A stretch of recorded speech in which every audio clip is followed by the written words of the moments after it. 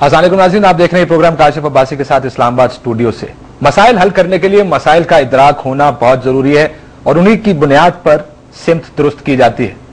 2007 में एक तहरीक चली अदलिया की बहाली की, जिसके बाद 18 फरवरी को एक मैंडेट आया, एक पॉपुलर हुकूमत बनी जिसको चेंज यानी तब्दीली का मैंडेट मिला।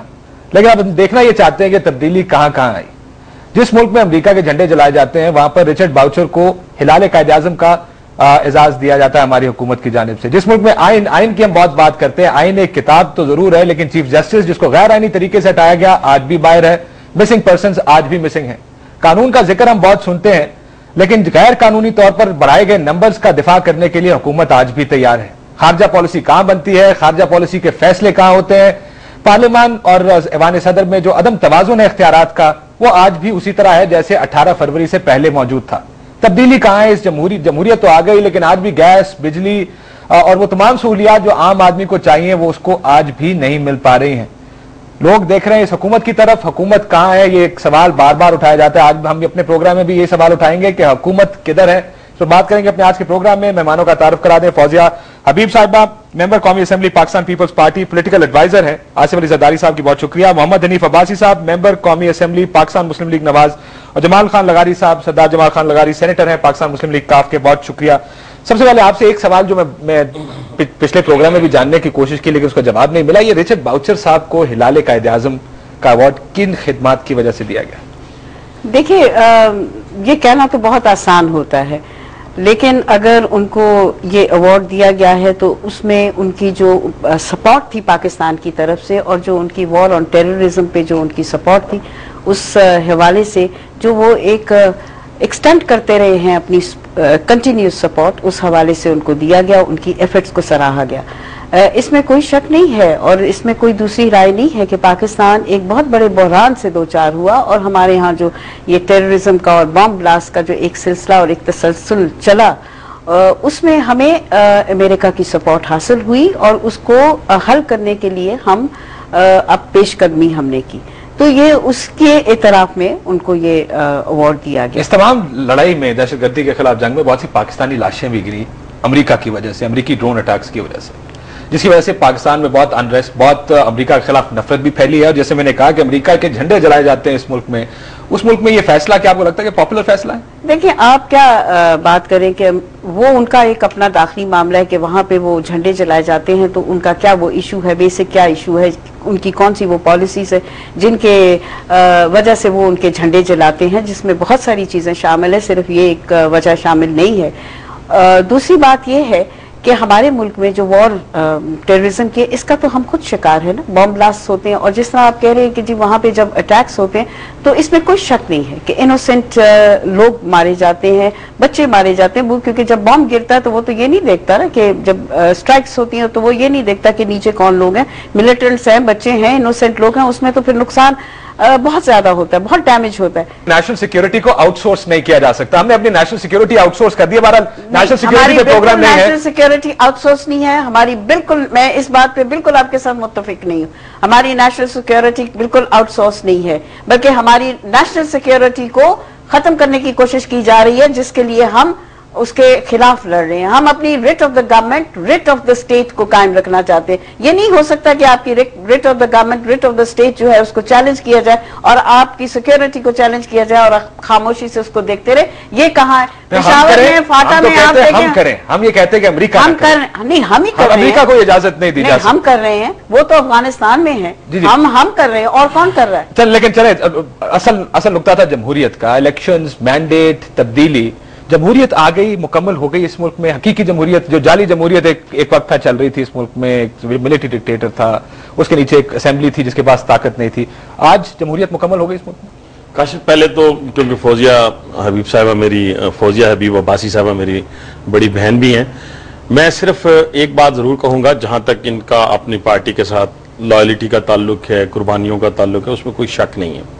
लेकिन आज मैं तो बांगे दोहल कहता हूं कि आज पाकिस्तान पीपल्स पार्टी वो पाकिस्तान पीपल्स पार्टी नहीं है जो शहीद जुल्फकार अली भुट्टो की पार्टी थी, जो मोहतरमा बेनजीर भुट्टो शहीद की पार्टी थी। आज ना वो आइडियालॉजी है, نہ وہ 1000 سال جنگ لڑنے والا اعلان ہے جو ذوالفقار علی بھٹو نے کیا تھا، نہ محترمہ بے نظیر بھٹو کی وہ بات ہے. میں صرف ان کی آخری تقریر کا ایک پیرا آپ کو، ایک لائن، پیرا تو نہیں، ایک لائن آپ کو سناتا ہوں اور اس پر مجھے عمل درآمد کر کے بتا دیں. اور گفتگو کہاں سے مجھے یاد آئی لائن؟ وہ اپنی بہن کی گفتگو سے یاد آئی جو انہوں نے لیاقت باغ میں کہی، جو بار بار چلائی جا رہی ہے، شاید کسی کے کان میں سنائی نہیں دیتی لیکن ہمارے کانوں میں سنائی دے رہی ہے. انہوں نے کہا کہ باجوڑ پہ، سوات پر اور فاٹا کے پورے ایریا پہ غیر ملکی پرچم لہرانے کی تیاریاں ہو رہی ہیں جو ہم نہیں ہونے دیں گے اور کسی غیر ملکی کو جارحیت نہیں کرنے دیں گے، مداخلت نہیں کرنے دیں گے. یعنی امریکہ کی طرف ایک اشارہ تھا. آج اگر آپ کہتے ہیں کمپیئر کریں پچھلی حکومت کے ساتھ تو میں آج کمپیئر کروں گا. کمپیئر یہ کروں گا کہ اس وقت ڈرونز اٹیک اس تواتر کے ساتھ نہیں ہوتے تھے. اس وقت امریکہ جو تھا وہ اتنے تواتر کے ساتھ جو ہے ہمیں ڈکٹیٹ نہیں کیا کرتا تھا. آج آپ کہتے ہیں کہ فرق کیا ہے اس اسمبلی میں اور اس اسمبلی میں. میں سمجھتا ہوں اتنا فرق تو ضرور ہے کہ وزیر اعظم بھی متفقہ منتخب ہوتے ہیں، صدر بھی جو ہے 2/3 اکثریت سے منتخب ہوتے ہیں. وہ صدر نہیں ہے کہ کسی کو انہوں نے 2/3 میجورٹی والے وزیر اعظم کو بندوق کی نوک پر جیل میں ڈال کر ایوان صدر میں پہنچے ہوں. وہ باقاعدہ ایک جمہوری طریقے سے منتخب ہوتے ہیں، 18 فروری کا مینڈیٹ لے کر منتخب ہوتے ہیں. لیکن کیا سوال یہ ہے کہ عوام نے 18 فروری کو جو ووٹ ہم لوگوں کو دیے تھے یا ان لوگوں کو دیے تھے اس کا رزلٹ یہ ہے جو آج ہم دے رہے ہیں؟ توقع یہ تھی کہ 18 فروری کا مینڈیٹ ہمیں سابقہ حکومت کی پالیسیوں کے خلاف ملا تھا. کوئی اللہ دین کا چراغ رگڑ کے کسی نے نہیں لیا تھا، وہ سابقہ حکومتوں کی پالیسی کے خلاف ملا، حکومت کی پالیسی کے خلاف ملا. ہم نے کیا کیا کہ اسی پالیسی کو، یہی شارع دستور تھا جہاں میری بہن بھی ہوا کرتی تھی، باقی وزراء بھی ہوا کرتے تھے، آزاد عدلیہ کی بات کرتے تھے. آج کسی منسٹر کو کسی پروگرام میں دیکھ لیں وہ ضرور بیٹھ کر میڈیا پر تنقید کرے گا. اس وقت یہ آزاد میڈیا کی بات کیا کرتے تھے. لیکن آج کی صورتحال یہ ہے کہ جب بھی کوئی وزیر بیٹھے گا پہلے میڈیا کے سوال کو سننا پسند نہیں کرتا، سننا اس کو برداشت کرنا پسند نہیں کرتا. لیکن میرا اپنا دیکھیں اگر چاہے تو نہ بھی ہے لیکن میڈیا کو بہت فیڈ دی جاتی ہے. میں کاشف جو بات کر رہا ہوں، میں تو روز بیٹھتا ہوں نا وزراء کے ساتھ. آپ ضرور کہیں، میں یہ کہتا ہوں میں روز بیٹھتا ہوں وزراء کے ساتھ، میں کوئی زبانی بات نہیں کر رہا اور ان کا شواہد بھی موجود ہیں. میرا کہنے سے مراد یہ ہے کہ 18 فروری کا مینڈیٹ آپ کو مل گیا آزاد عدلیہ کے لیے، 18 فروری کا مینڈیٹ مل گیا غیر ملکی جارحیت کو روکنے کے لیے، روزگار کے لیے، روٹی کپڑا اور مکان جو 70 سے نعرہ لگا رہے ہیں اس کے لیے. مجھے کسی ایک بات کو بتائیں کہ جو ہم نے سابقہ حکومت کی پالیسیوں سے 10 قدم آگے جا کر موجودہ حکومت نے نہ کی ہو. سابقہ حکومت آپ کے ساتھ بیٹھی ہے، آپ حکومت میں جب آتے ہیں تو اس کے کنسٹرینٹس کچھ اور ہوتے ہیں. یہ بھی پہلے جج ان کے دور میں ججوں کو نکالا گیا، آج یہ بحالی کی بات کرتے ہیں. ان کے دور میں عدم توازن تھا قومی اسمبلی اور پارلیمان کا اور ایوان صدر کا، وہ آج کہتے کہ یہی تو میں کہہ رہا ہوں، پاور ڈائنامکس کچھ اور ہے. نہیں غلط بات ہے.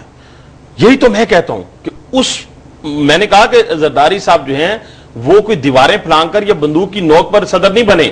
چاروں صوبوں نے ان کو ووٹ دیے تو وہ صدر بنے، وزیر اعظم متفقہ منتخب ہو گئے، لیکن پالیسیاں نہیں بدلیں، بڑے فیصلے نہیں ہوئے، پارلیمنٹ آزاد نہیں ہے. 14 نکاتی ریزولوشن وہاں پڑی ہے ہندوستان کی جارحیت کے حوالے سے جو آپ متفقہ طور پر وزیر اعظم ہاؤس میں بیٹھ کر پوری قیادت نے فیصلے کیے، وہ کہاں نظر آ رہے ہیں آپ کو؟ یعنی آپ کو فیصلے نظر نہیں آ رہے.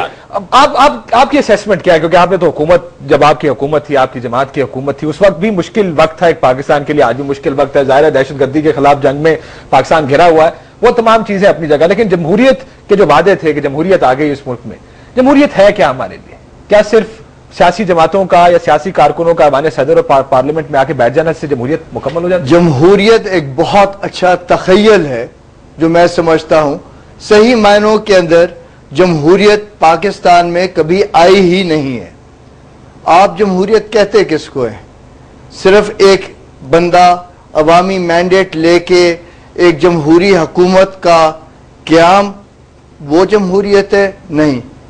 جمہوری عمل سے جمہوریت کا صحیح معنوں میں نفاذ ہوتا ہے. ابھی تک جو عمل نظر آ رہا ہے وہ جمہوری نہیں ہے، وہ ڈکٹیٹوریل ہے.